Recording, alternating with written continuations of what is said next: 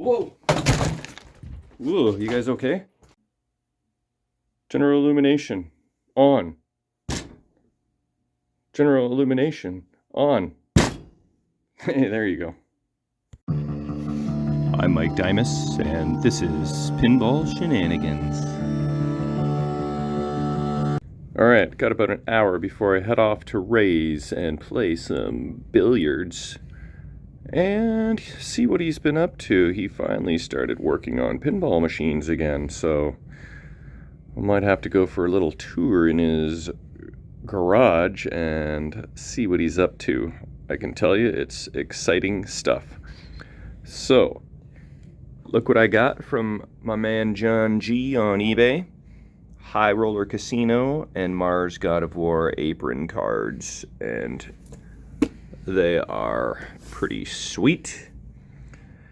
Also, I have removed this thingamajiggy because I wanted to get rid of the use loons only custom inserts and insert my own inserts, but I don't actually have any, so it kind of looks dumb just with nothing. You just see the bulb.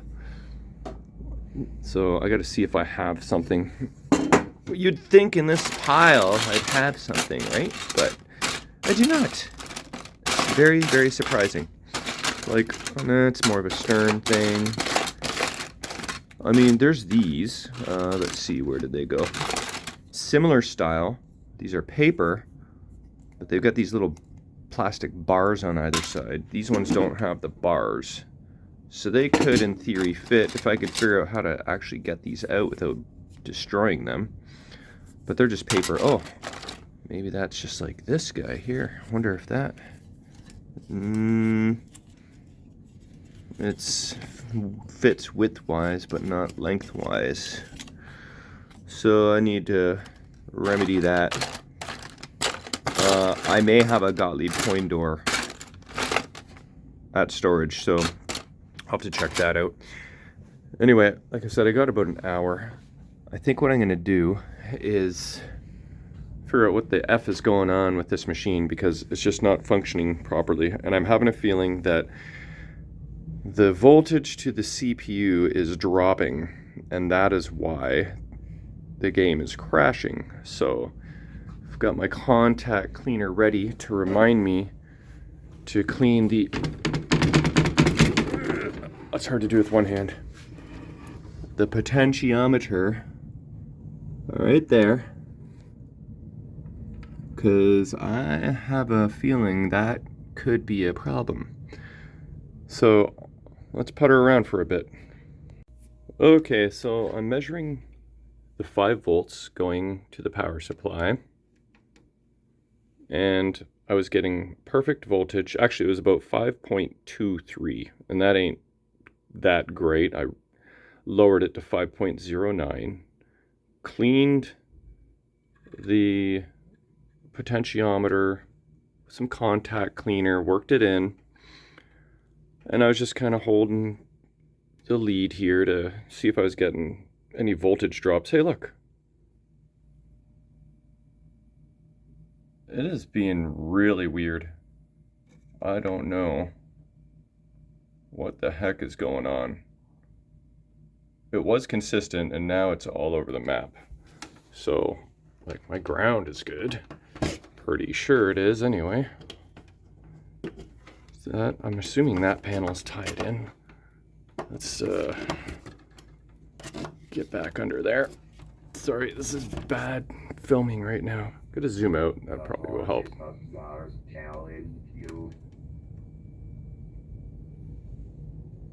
5.21 volts, it jumped up again.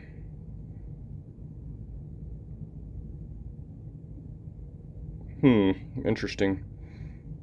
I think I'm just gonna swap out this power supply, and then try and rule that out. Okay, I did determine that using this panel for ground is not very good. So with my black lead on the common test point and my red lead on 5 volts, I was getting a nice consistent 5.09 voltage. So now I'm not sure if I'm suspecting the power supply anymore. Okay, I was just kind of going over things and trying to figure out what the heck's going on. The list of problems is growing. So let's go over that list. So far, let's see. Pardon me. There we go. Cut out the background sound. That is a problem. Oh, check this out.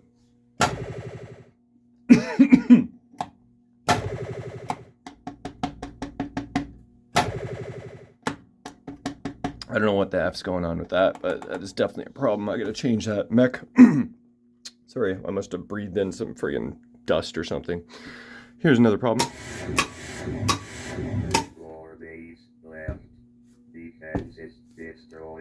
No solenoid there. Here's another problem. Holy shit. What the hell just happened there? The game just reset. Okay, well that was a new problem, so we'll add that to the list.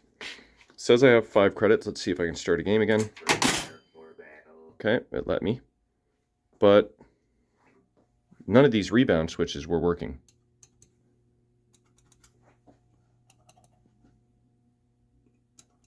Nope. But is this one actually working? That's what I hit last time while I hit the flipper button. Oh, flipper's not working. So we're locked up, I guess. So right now this is just a giant steaming pile. So I think I have to probably repin some connectors. But I think maybe I'll start with the ground mods. I gotta tie everything to this point here, scrape off this black coating, and maybe that will help. If I were to post like, hey, I'm having all these issues, the first thing 20 people in a row are gonna say, did you do the ground mods? And my answer would be, no. Oh, look at this. That, it's never good. This was actually touching Q17. Okay, I just pulled off this tape because I was thinking of doing the ground mods. But anyway, yeah, so before you even post any questions about System 80, do the ground mods and then see what happens. So I don't have much time, but I'll see if I can at least get that done. Okay, I think I got the ground mods done. So negative side of the capacitor goes to the bracket, and then this is tied into ground, which also goes to this bracket. So these two boards go to the same spot. Then I've got the driver board. It is tied into this side of the bracket, and again I scraped off the coating. And then this here goes down to the cabinet, and it's actually again tied in at this ground point here as well. So the driver board actually is double grounded, and then from here it should go to the ground plate at the front. So all boards except the soundboard now have a common ground. I'm just going to check underneath the playfield to see where this actually goes. Okay, it's really hard to see, but I think that wire comes down through this harness here, and then, you know, pretty much all green wires end up at the ground plane here. So I think we're good to go. I'm going to power this on and see what kind of behavior I get. Alright, here goes nothing. Still get the power on thunk. Oh, did I mention the general illumination turns on and off intermittently as well? But when I bang the playfield, sometimes it comes back on. So, everything seems to kind of work. Let's see if I can add credits. It's a good sign. showing proper number of credits. Let's add some balls. See if our solenoids are happy. Hit start.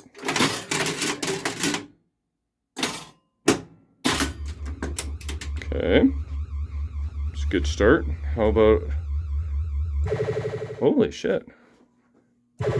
Rebound switches are actually working. This solenoid is still not... Sound still cuts out, but that's a separate issue. What about this? This is mechanical. That'll probably be the exact same issue. Must be really worn. Once it goes back, it just gets locked into place. Oh, that switch doesn't work. And we have CPU crash, I believe. Flippers work. That's kind of... Might have to put that on the list too. That ain't good. Okay, still tons of gremlins.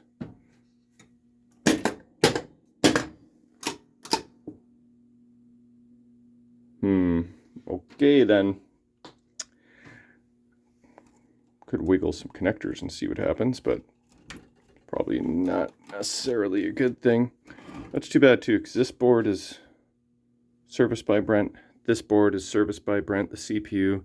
Power supply has all good voltages. Ground mods are now done. And still, it is very much misbehaving. So, oh, doing that, opening and closing the door, did something.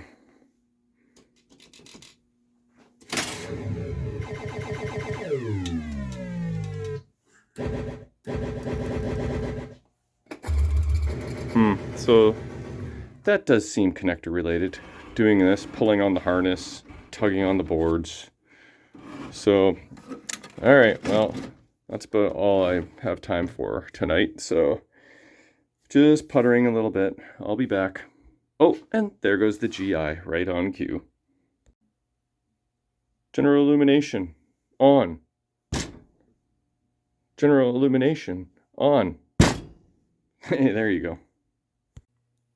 Okay, I'm back. Thanks to Russell McIntyre, who brought me these two Slingshot mechs. I'm hoping that might solve my problem with the sticky slings. So I'm going to work on that. And also, I'm just going to work on one problem at a time, you know, drop target, solenoid. But first, I think I'm onto something for the general illumination. I figure it's just a dirty relay switch. So I'm just going through each switch, opening it up, seeing what turns on, what turns off. This one does the back box. This back left one here, not sure what that does. But this one right here, let's see that? Turns on and off the GI, which is the symptom I'm having. So I feel like I just need to clean those switches, or that one in particular, and that might solve that problem. So let's do that. Okay, switch is cleaned. I just used like some very worn out 400 or 600 grit sandpaper, and gonna hope that that resolves that problem. So moving on. Okay, this is one of the Slingshot kickers that Russell gave me, and see how much I can move the plunger. I got like a full 180 degree span there. This guy is the one I pulled off. It just stops right there. So I feel like you can see wear on the corner. I feel like the shaft, let's see, the sling arm goes forward like so. I think the shaft is getting stuck. on the link. That's my guess. This one is a little bit different because it has this extra bar, which is really just stabilization, I believe, like just an improved version of the mech. So I'm hoping it'll... Wait a minute, this is not going to work. This is different. Okay. The plunger is in line with the kicker arm here. Here, it is actually over on the other side. So that ain't gonna work. Crap. Okay. I will have to... I don't know. What if I just, like, clip the ends of this so that this has free motion and doesn't get stuck? Maybe that'll work. Maybe I'll just file off the ends there of the linkage, and maybe that'll solve the problem. Okay, a few days has passed since my last attempt at fixing this stupid thing. And what I did was filed this corner down, installed it back in there. That did F all. So, as a matter of fact, you can't file those down because that's what holds the spring. So, I got another idea. Maybe I will either just take off this E-clip, pick this up, flip it around, and put it back together again. That way, this good corner that's not worn will be on that side. Maybe that'll help. Or maybe I would just steal this guy instead, because it looks a little better. And just swap plungers. I don't even need to... Oh, this pin is definitely sticking out quite a bit more. I don't think that's going to affect, or is it? Because this is what triggers that switch, so... Alright, I'm going to just switch this around and see if that solves my problem. Okay, just swapping the plunger and link over 180 degrees did not work. I tried to study the issue real closely and figure out what the heck's going on. I'm still pretty convinced it's mechanical. So I'm going to throw the kitchen sink at it. This is a different bracket. This is a different bracket. This is a different spring. These are different screws. This is a different plunger and link that came from this guy. I swapped. So the only similar part is this one. The only same part that's going back in. And the coil. Oh, and I changed the sleeve too. So if that doesn't work, then I'm going to bust out the sledgehammer for the next repair. Okay, I think I might have finally got it.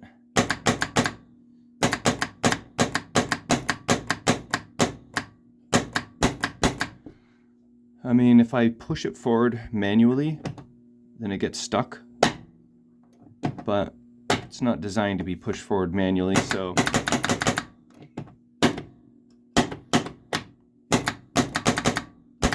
So I'm going to call that working until it's not. And maybe, yeah, I spent probably 2 hours or more on this one slingshot. Maybe even more than that. But so I don't really want to deal with this guy right now because he's also got problems. So I might take a break from slingshots altogether and work on one of the other multitude of problems with this game. Yay. Okay, maybe I'll move on to something potentially easier. Putting these brackets back in, but the old brackets are broken off in there. Except for this one here. That's the only one that's not broken. I'm going to try and drill right in there with a sharp bit and see what happens if, you know, the bit kind of moves over beside the existing post, then I'm fine with that. So let's see if I can make that work.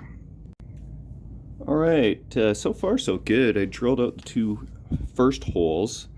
I think the first one, the bit did kind of like slip beside the existing post, but you can see a combination of metal dust and wood dust in the first two holes, so I think it's going okay. So let's see if number 3 will go okay.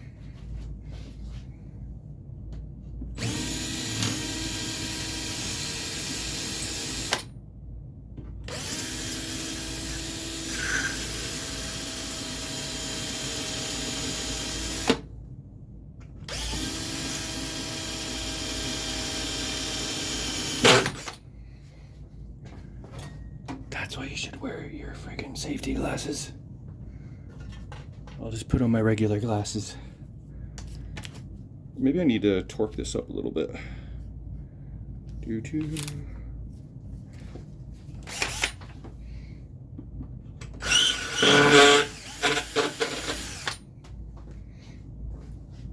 Yeah, so there was a little bit of metal in that last one, I think, too, from the old post. So, should be free and clear now.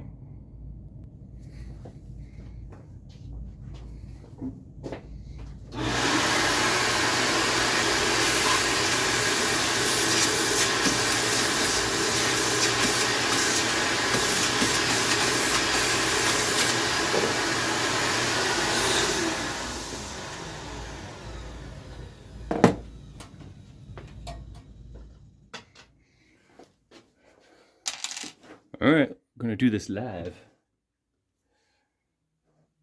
Try to, anyway.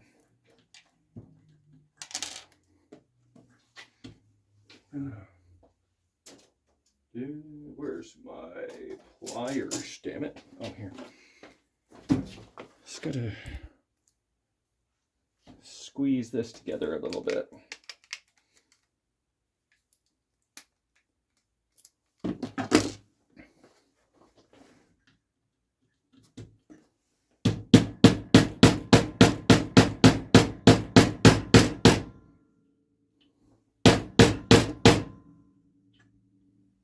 Not too bad, not too bad. Let's see. I need this side to go down a little bit more.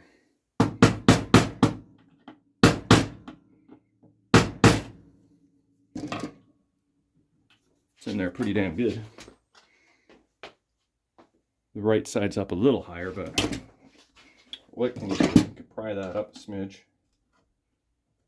Maybe I gotta drill it out better.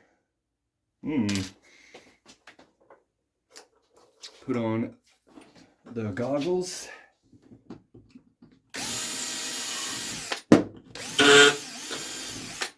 That one should be good. Okay, where'd I put that?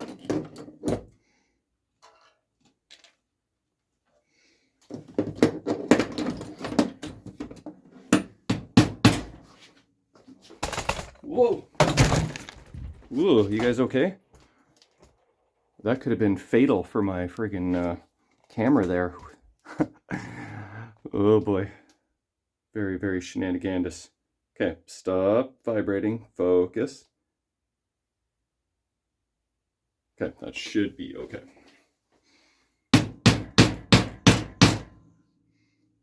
Yeah, I think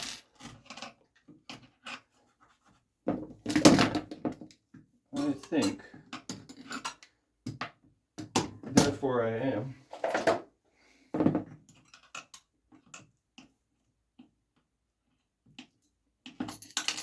I need to drill out this first hole. Don't forget your glasses. Don't kick over the tripod either.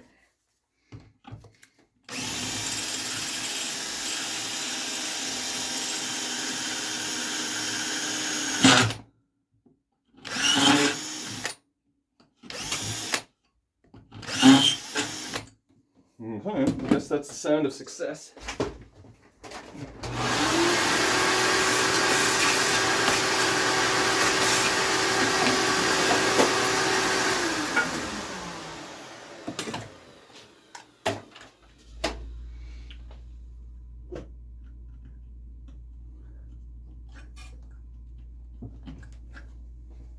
All right.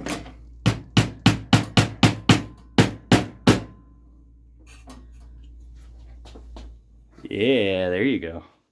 Still a little bit higher on the right side, but that is back to original. Thanks to Kevin who made those for me, and that feels like a step forward. Okay, I thought I'd share this with you. You know how like at the end of my drilling it kind of made a loud noise and I kind of like just broke through? Well, this is what I was breaking through. I drilled right through the bracket there and the bracket there. And you can see the old broken post right here. Can ya? Should probably remove that in case it like falls out and shorts something. But yeah, there's also something else going on here that I noticed not too long ago. Someone, I don't know what is happening here exactly, but this wire, this looks like it's been disconnected and tapped into this wire here. So this wants to go back here. But you see what I mean? There's something weird going on there. And I'm going to have to get to the bottom of that as well. So that's also on the to-do list. Okay, so I thought I didn't have any coin inserts for this. But turns out I'm just dumb and thought that the ones that were in my bin were a little different than the ones that were in here. But I just got tricked. Anyway, I was able to remove a couple of these guys out of this guy and stick them in here and here. So now we have coin inserts. They're a little different, but I don't care. It's gonna look better than nothing and better than loons only. All right, let's see what happens here. Power this guy on. There we go, that's better. That feels like another step forward. Okay, just set the apron on the playfield. I'm not gonna lock it into place just because I'm lifting up the playfield up and down 1,000 friggin' times. But let's just see what these apron cards from John G on eBay look like. I think they look friggin' awesome. Much better than the original worn out black and white ones. Yeah, that is looking good. Alright, what I'm going to do next is repin connectors. Actually, if I have them, I'm going to replace them. If not, I'm going to maybe hit up Russell McIntyre, who can 3D print these edge connectors. I found this one here that looks to be new old stock and fits perfectly right here. And then I can get rid of, no, not that mess, this mess. Now, I don't know if that's necessarily bad, but I don't know that it's necessarily good either. And I'm gonna have to assume they repinned it correctly, but yeah, maybe I should bust out the manual. And just for good measure, I'm gonna replace probably all the ones that were already replaced. Like this guy, that is not very trustworthy. And this guy. But yeah, I'm gonna look at the manual, see what connector does what. I mean, in theory, that looks good. And yeah, I don't know. It actually looks okay. But who knows, so that's the plan. I'll at least do this one for starters. Okay, I have repinned A1J6 connector. This is the old one. And I repinned it exactly the way that they had it. I'm just kind of guessing and hoping that they had it pinned correctly. I was trying to look at the schematics to see what wire goes where, but it says pin 1 is like a black yellow or something, and well, there's nothing in pin 1, so I'm not really sure what if there's an error in the schematics or what. I asked for photos on Pinball Repair Group and I got a couple photos, but they were also different for the same connector, so I'm not exactly sure that this is pinned correctly. If you know the answer, here is a nice little close-up for you for all the different colors. Looks like I start off with blue-gray, then blue-purple, blue-green, yellow-white, etc. And that is the pin out there. So if you're smart enough to confirm that this is exactly correct, then hey, let me know. Because I am not at the moment. I can't figure out those schematics, or I can, but they're not making sense to me. So I might be translating them wrong, or the schematics have an error. What's going on here? It just looked like a bit of a crappy solder job. Anyway, my first time ever doing a full connector on a Gottlieb. This should be nice and friggin' snug now. Yeah, I transferred the sticker over and everything. I should write repinned on there so I know. And yeah, I would love to start doing some more, but I don't have any more connectors, so I'm gonna go hit up Russell, see if he's got anything for me, because he 3D prints them, and that would be pretty friggin' sweet if I could do some of these other major connectors. This is a double-edged connector with bifurcated terminals, and I don't know if you can even 3D print or buy this type of connector housing anymore. So hopefully I don't have to do that guy, because that would be a nightmare. And even when I put it on, it doesn't sound very happy. I'm gonna need both hands for that. Anyway, that's where I'm at. I think I'll wrap up this video for now and continue fighting gremlins on the next episode. Okay, one more thing. I just use contact cleaner and toothbrush to try and clean these terminals. So for all you Gottlieb System 80 experts out there, what do you think? Think that's going to be okay? Because what I also decided to do was bust out this new connector that I got from Docent Electronics, I think.